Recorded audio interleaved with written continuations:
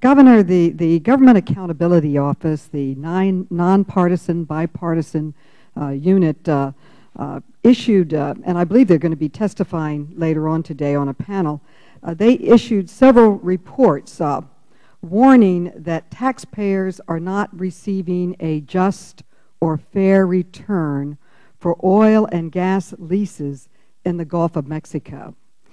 Specifically, the GAO report faulted the so-called royalty relief granted by Congress in the mid-1990s when gas and oil companies were not doing as well as they are today, but they encouraged additional exploration at the time when oil and gas were lower. And under some of these leases, oil companies pay absolutely no royalties at all to the American people when they drill on federal lands. And this is oil that is owned by the American people. It is on federal lands. Usually there's a royalty paid back to the government, to the taxpayers, but here they pay absolutely nothing back. And I'd like to quote from their report. Special lower royalty rates, referred to as royalty relief, granted on leases issued in the deep water areas of the Gulf of Mexico from 1996 to 2000, a period in which oil and gas prices and industry profits were much lower than they are today, could result in between $21 billion and $53 billion in lost revenues to the American people, to the federal government, compared with what it would have received without these provisions, end quote. Our chairman, and in a rare expression of bipartisan support, I want to compliment you, Mr. Issa, for the significant work that you've done in this area and on this issue. And you had called for an end to these leases. On October 7th, 2009, Chairman Issa issued a staff report warning that actual shortfalls to U.S. taxpayers could be much, much larger. And this is what his report said, and I quote, "Depending upon the market price of oil and natural gas, the total cost of foregone royalties could total nearly $80 billion.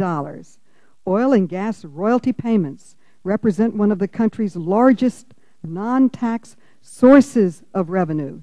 Taxpayers must get every cent that is owed to them," end quote, and I agree completely with Chairman Issa. And Governor, do you agree with Chairman Issa on this statement?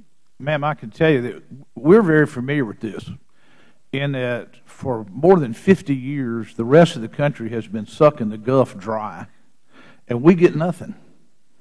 At the period of time you're talking about in the late 90s, all this production out of the Gulf of Mexico, and the states were paid nothing, zero, nothing. When you drill on government land in Wyoming, Wyoming gets some of the money.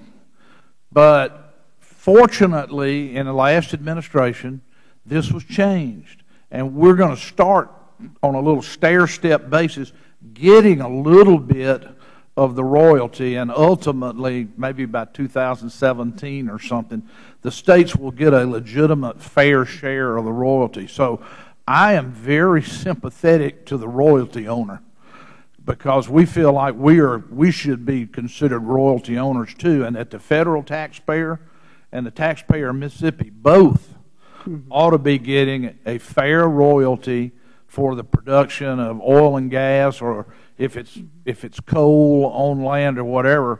I think that is absolutely the case. But I hope y'all will please understand, when there are only 5 states in the country that allow offshore drilling, the other 45 ought to let us, 5 who allow it, they ought to let us participate as royalty owners too. Well, the real royalty owner is the American taxpayer. So do you believe that the taxpayer has a right to every cent that is owed to them under these leases, and that they should be completely corrected, as the chairman said? And I believe the Mississippi taxpayer should share in that when we're dealing in the waters that are Mississippi waters and are part of the outer continental shelf that's recognized as Mississippi. So, ma'am, I'm not arguing with your point about the federal taxpayers. I just want to make sure the state taxpayers get treated as royalty owners in the 5 states that allow this. It's not fair for the other 45 states to burn the oil that we have taken out of our outer continental shelf, and they get treated the same way we do. Well, I must that was a yes. That state for the record, though, when Chairman Markey, or Ranking Member Markey, has a bill on this that would correct it, and when it came before Congress early this year as an amendment and several other amendments, regretfully, Chairman Icey, you voted against it, and I feel that the same as Governor Barbour, that this should be corrected, that the American taxpayer is entitled to the royalties for oil extracted from taxpayer-owned, federal and state-owned property.